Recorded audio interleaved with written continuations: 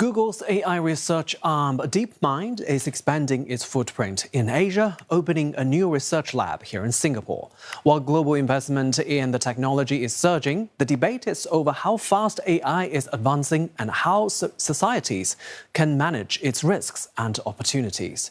Well, CNA's Sarah Al-Khaldi spoke to Lila Ibrahim, Chief Operating Officer of Google DeepMind at the Bloomberg New Economy Forum. She asked her how it sees the next phase of artificial intelligence unfolding.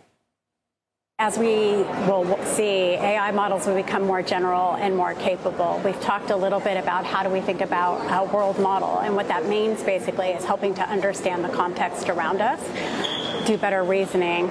A lot of this grounded in factuality. A lot of this is actually we still need research breakthroughs to happen in order for AI to be even more useful for us, more factual for us. And that's really towards this vision of a universal assistant.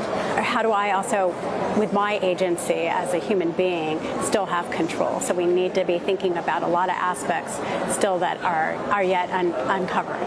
One major concern is really what happens when AI becomes so smart that human oversight cannot keep up, and what happens when AI becomes so complex or powerful that humans fail to supervise what is happening.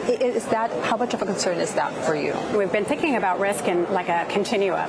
So there's near-term risks like bias or misinformation. There's misuse, right? Are bad actors making use of the technology? And then there's this long-term, who's in control of the AI and the technology, and whose values is it grounded in?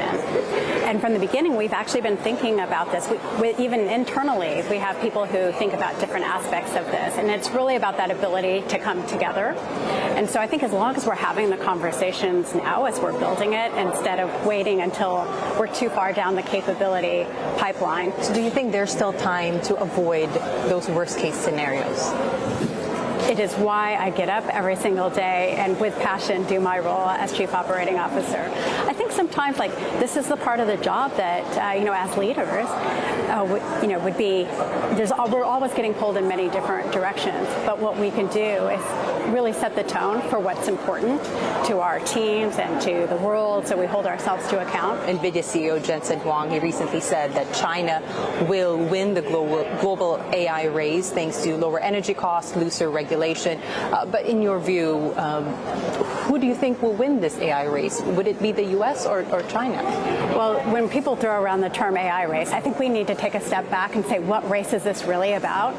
This is about how do we manage the risks of AI while also maximizing the opportunity. And we have to be thoughtful stewards of the technology.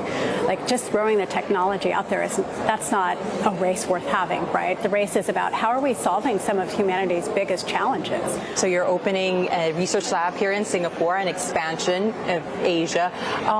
What part of the AI value chain, especially when it comes to research, do you think Asia will play, or is it more of an implementation market? Well, we're very excited to be announcing the opening of the Google DeepMind office in Singapore.